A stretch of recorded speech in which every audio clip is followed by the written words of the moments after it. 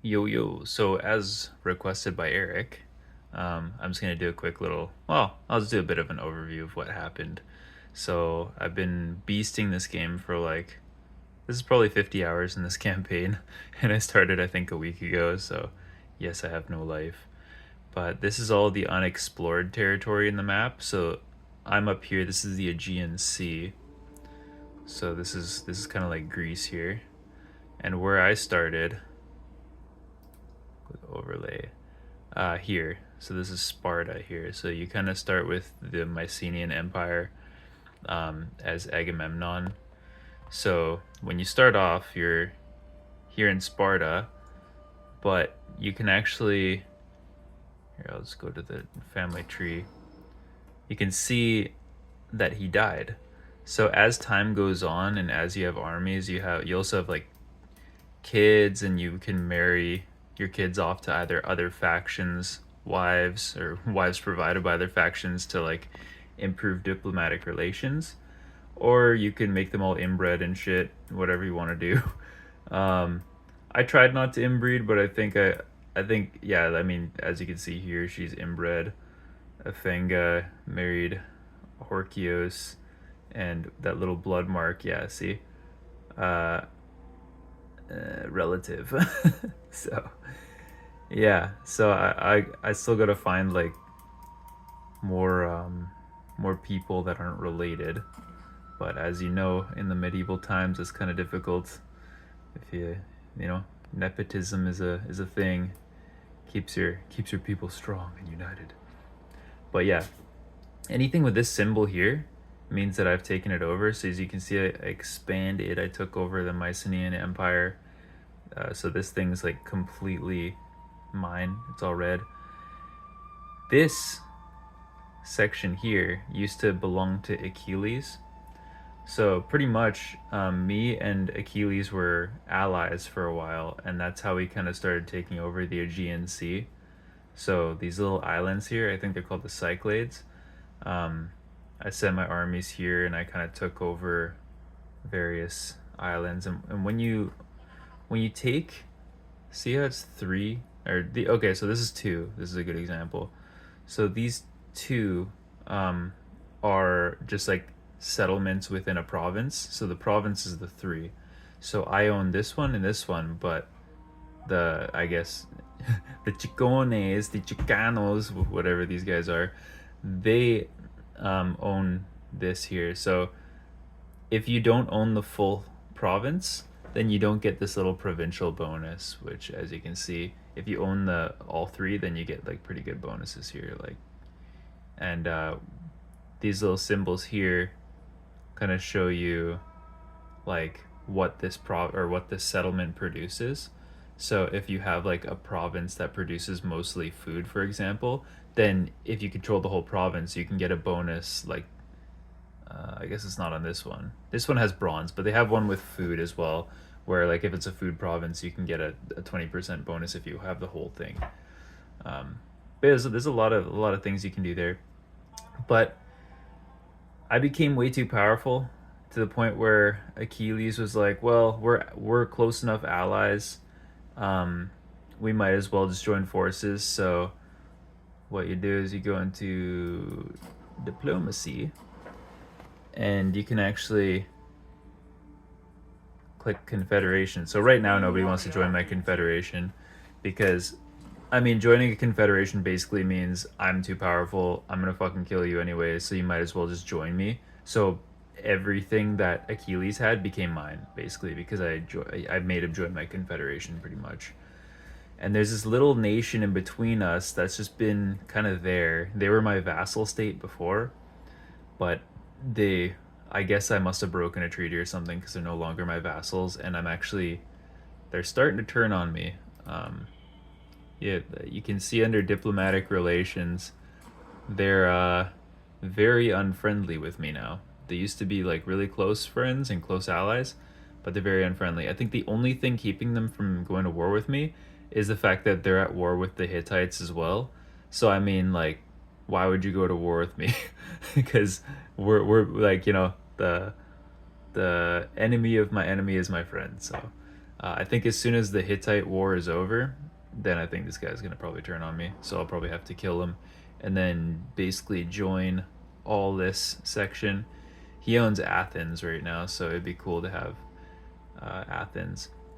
Basically, like the ancient Athens used to be called Attica, and then Sparta was called Laconia, like the whole province. So, um, and that was like the old they had like this big Peloponnesian war in real life.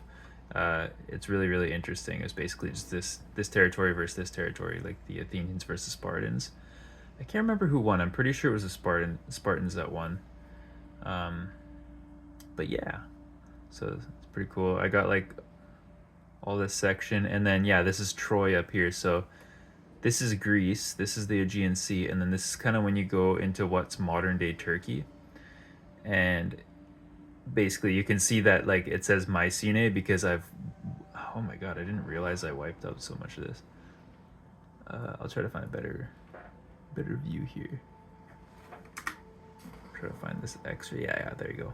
So you can see this is my territory here. I also took this northern bit. There's this other faction that was pissing me off. They just decided to go to war with me while I was at this big war here, and they kind of started trying to kill me. So I sent an insane amount of I sent basically my 3 most powerful armies just to quickly wipe them out, and they're gone now. I forgot what they're called. That's how quickly I killed them. But yeah, now these armies, they have the yellow hexagons here. It means they're like the highest level troops that you can get, and I have a whole stack of them. I got 3 full stacks of these, so they're hella expensive, but pretty worth it. And yeah, this is Troy. So if you cross the Aegean here, basically this is Athens here.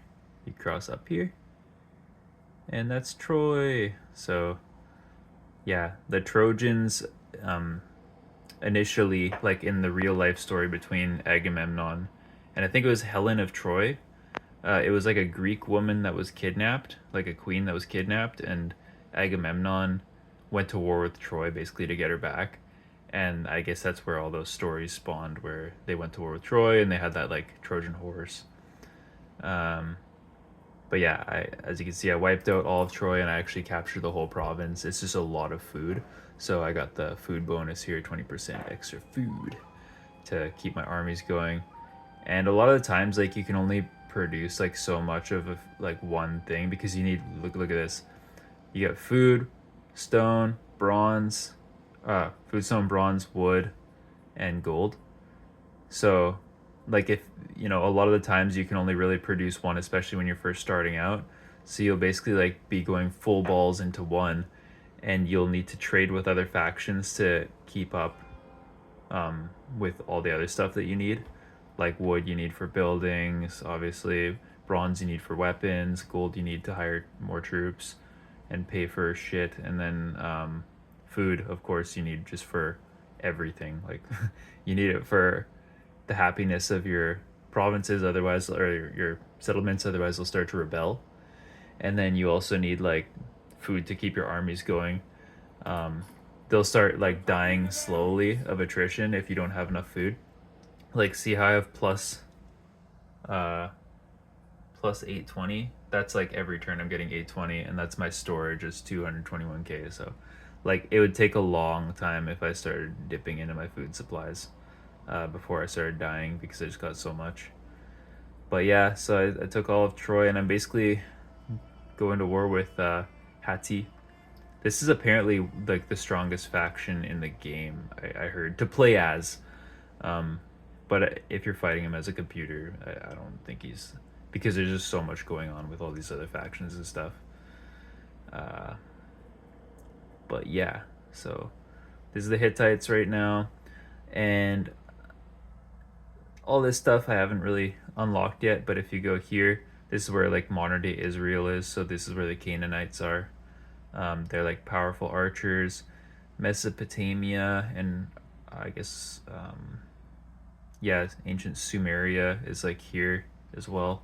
They got amazing archers as well, and like apparently they got really good like cavalry units. So, and then you go down here. This is ancient Egypt, and my first playthrough, I played through Egypt.